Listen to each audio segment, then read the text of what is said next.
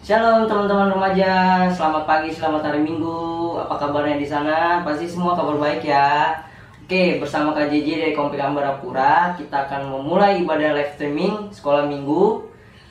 Kakak mau ajak teman-teman remaja untuk bernyanyi. Kita bernyanyi Hari Ini Kurasa Bahagia.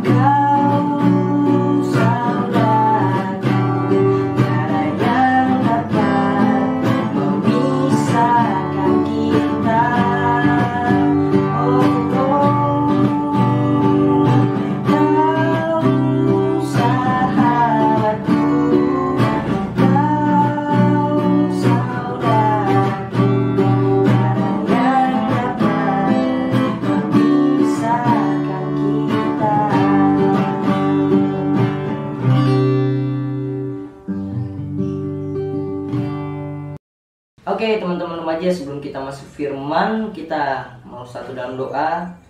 Mari kita bersatu dalam doa. Tuhan Yesus, Allah Bapa yang baik, selamat pagi Tuhan. Sekarang kami teman-teman remaja ingin mendengarkan firman-Mu. Berkati firman ini agar kami dapat mengerti dan menjalankan di kehidupan kami sehari-hari. Tuhan Yesus, tolong bimbing kami agar kami bisa serius dan menanggapi firman-Mu di kehidupan kami. Terima kasih Allah Bapa, terima kasih Tuhan. Haleluya, amin.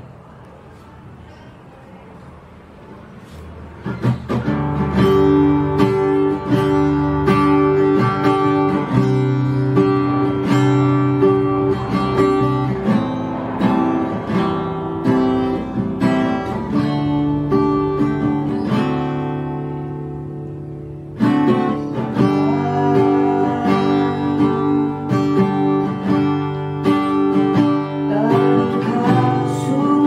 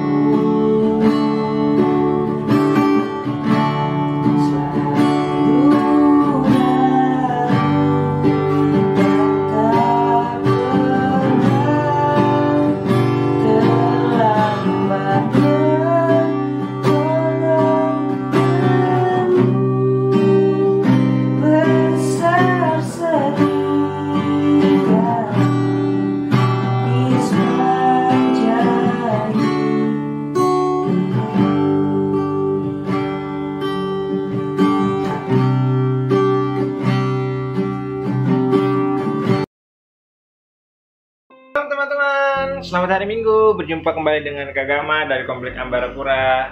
Bagaimana kabarnya hari ini? Wah, baik ya pasti ya. Semangat terus dong.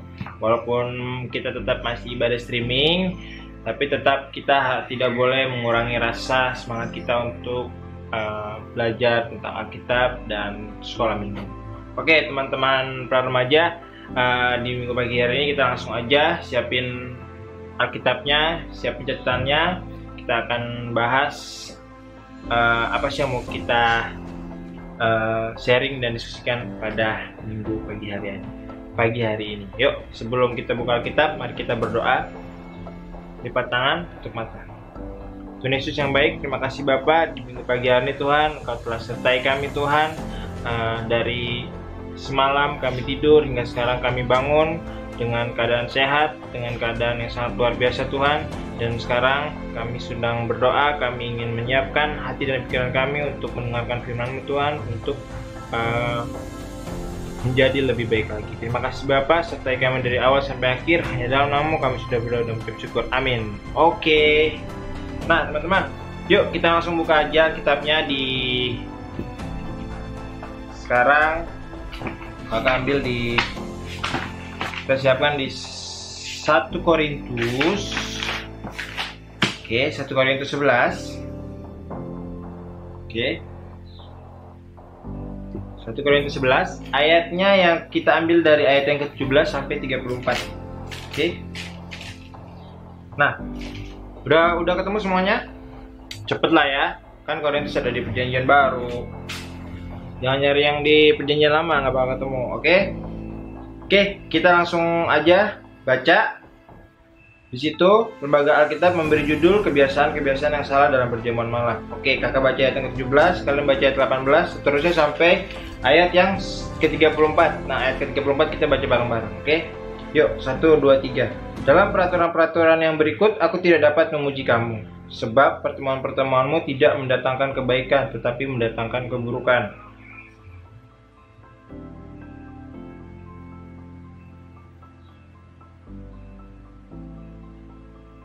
Sebab di antara kamu harus ada perpecahan, supaya nyata nanti siapakah di antara kamu yang tahan uji.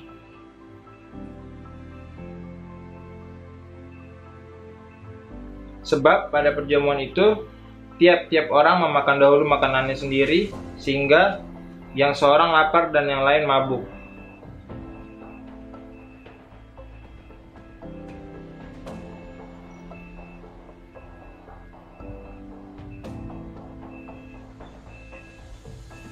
Sebab apa yang telah aku teruskan kepadamu telah aku terima dari Tuhan, yaitu bahwa Tuhan Yesus pada malam waktu ia diserahkan mengambil roti.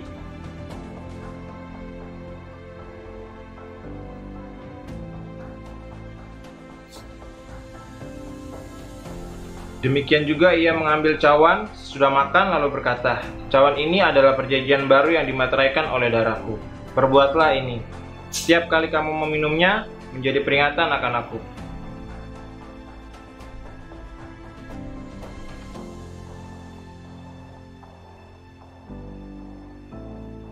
Jadi, barang siapa dengan cara yang tidak layak makan roti atau minum cawan Tuhan, ia berdosa terhadap tubuh dan darah Tuhan.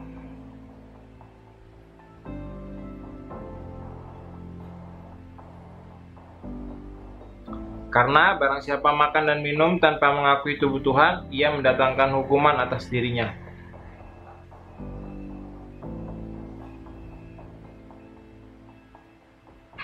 Kalau kita menguji diri kita sendiri, hukuman tidak menimpa kita.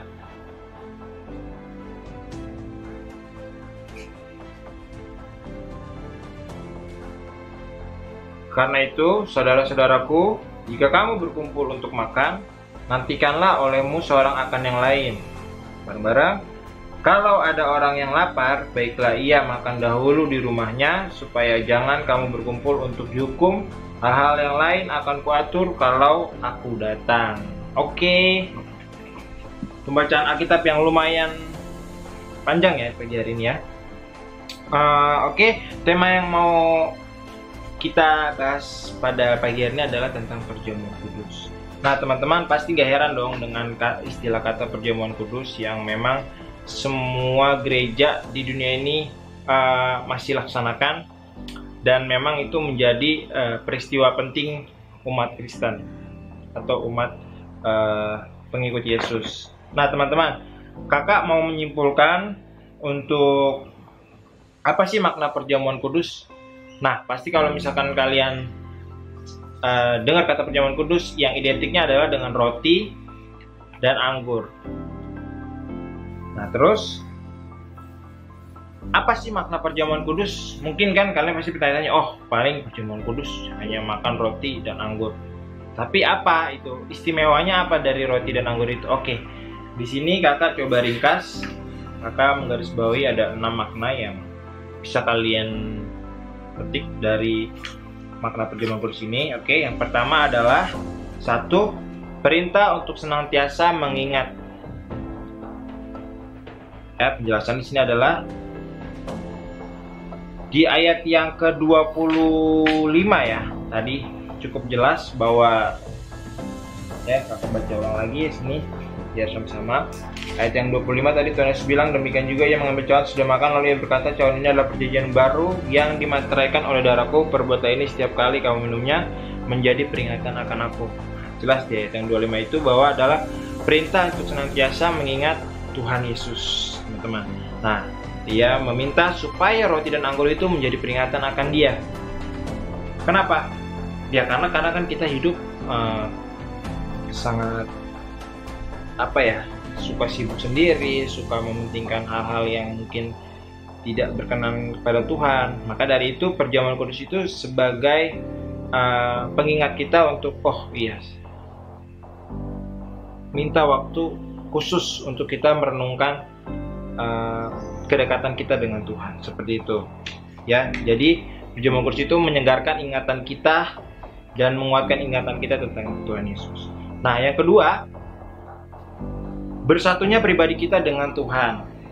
Nah, jadi kenapa bersatunya? Karena di sini ada tertulis di kitab Yohanes 5 ayat 56 sampai 57 dikatakan bahwa siapa saja yang makan tubuhnya dan minum darahnya, maka ia akan tinggal di dalam Yesus dan Yesus tinggal di dalam dia. Oh, cukup jelas ya di ayat ini. Makanya yang kedua adalah maknanya bersatunya pribadi kita dengan Yesus Kristus. Oke.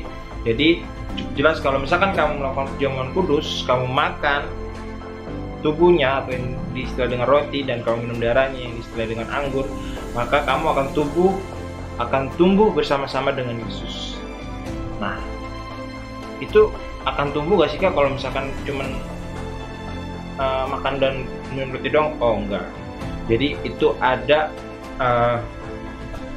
tergantung dari pola hidup kita, pola iman kita percaya atau tidaknya, kuasa itu akan datang dengan sendirinya. Nah, yang ketiga, mengingat pengalaman keselamatan kita. Oh iya, jadi pas nanti kalau kita melakukan perjamuan kudus, kita akan teringat, oh iya, Tuhan Yesus pernah melakukan ini bersama murid-muridnya sebelum dia ditangkap dan dieksekusi di salib di Gunung Golgota. Nah itu kan, makanya dari situ kita pasti akan mengingat, oh iya, pas kita melakukan perjamuan kudus kita ingat bahwa Tuhan Yesus sudah berkorban untuk kita dan membebaskan kita dari maut. Nah, itu yang ketiga ya teman-teman ya. Nah yang keempat ada perintah untuk orang yang belum percaya. Nah, perintah kita sebagai anak-anak Tuhan adalah menjadi garam dunia dan terang. Pernah dong dengar istilah itu? Ya dong.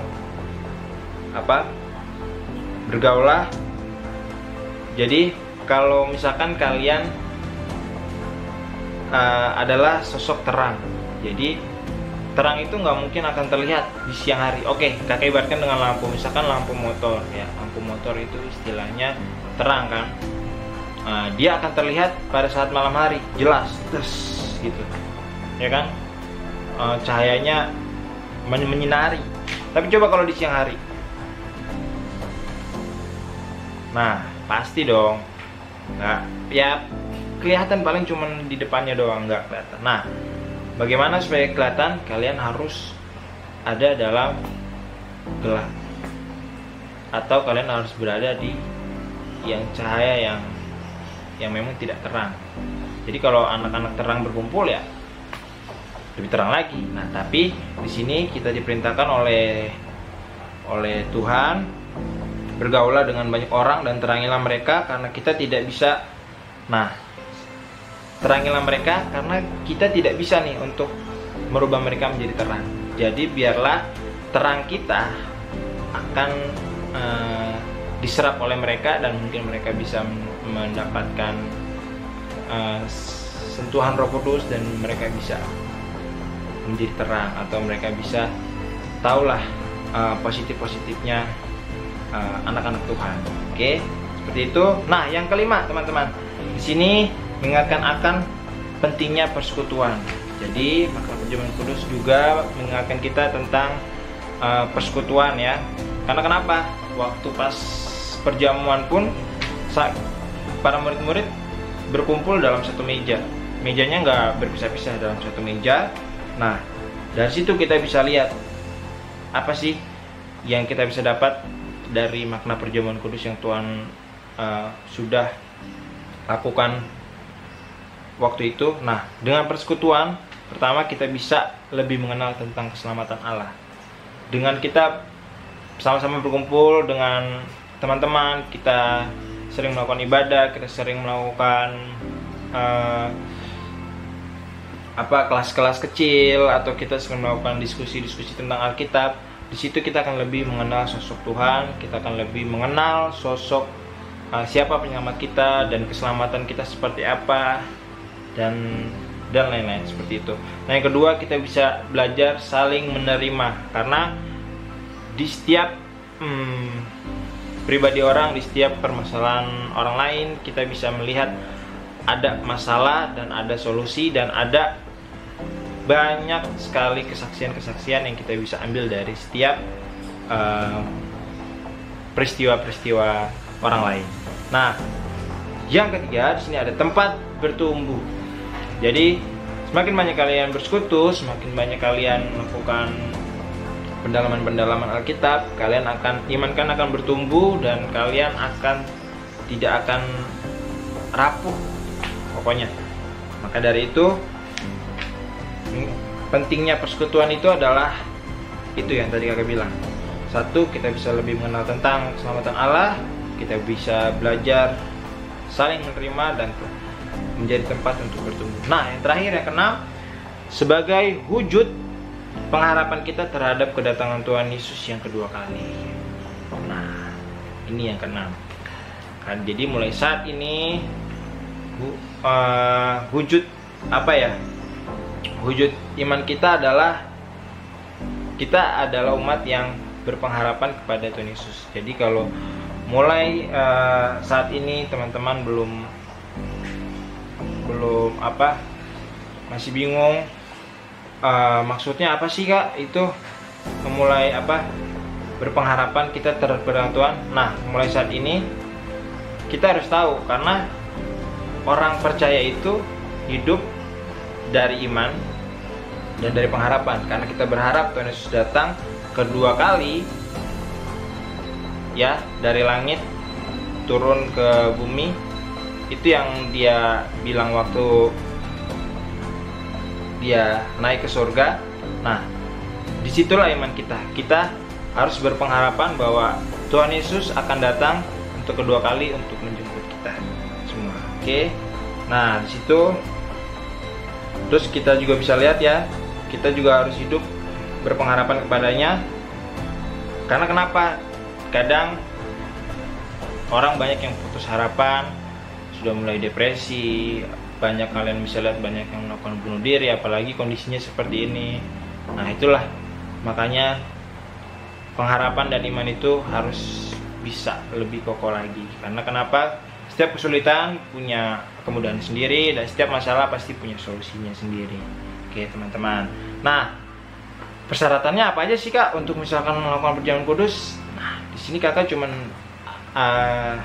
3 poin lah yang ibaratnya penting untuk dilakukan saat nanti mungkin kalian yang sudah CD atau yang belum CD, yang belum bisa mengikuti perjamuan, nanti kurang lebih seperti ini. Kalau misalkan perjamuan itu adalah yang harus diperhatikan adalah hubungan kita dengan Allah. Pertama tentang kesetiaannya,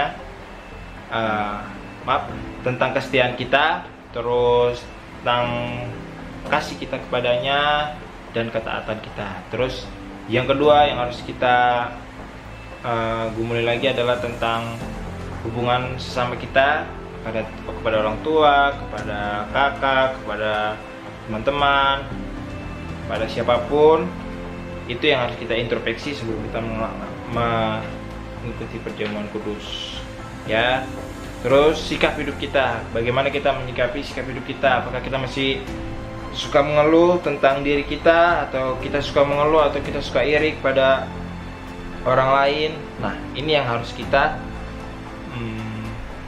introspeksi lagi sebelum kita perjamuan kudus, karena ada dibilang ya di ayat yang ke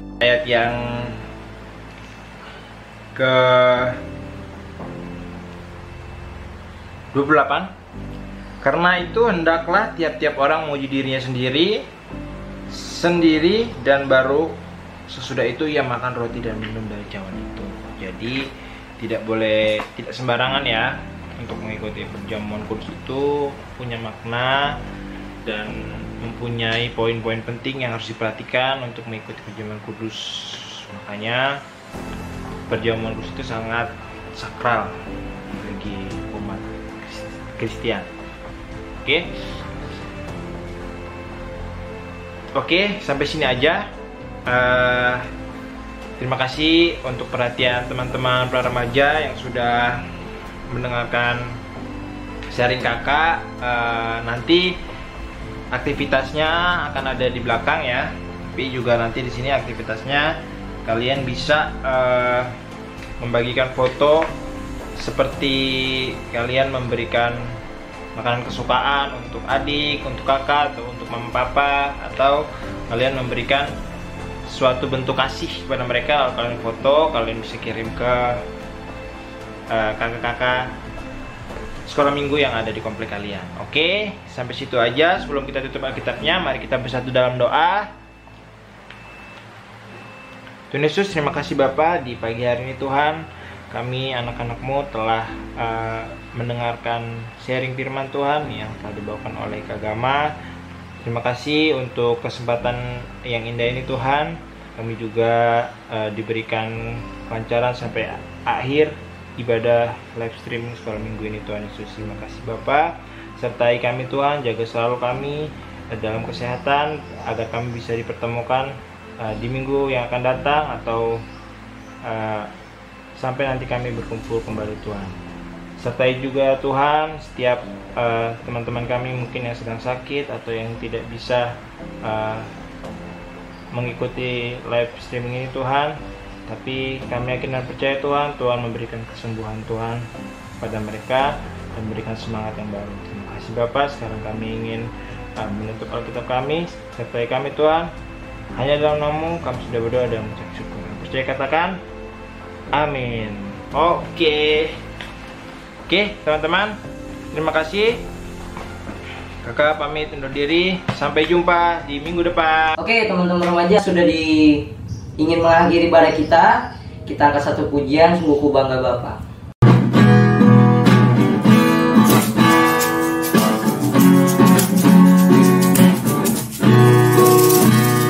Sungguh ku bangga Bapa, punya anak seperti Engkau. Sungguh ku bangga Yesus atas segala pengorbananmu.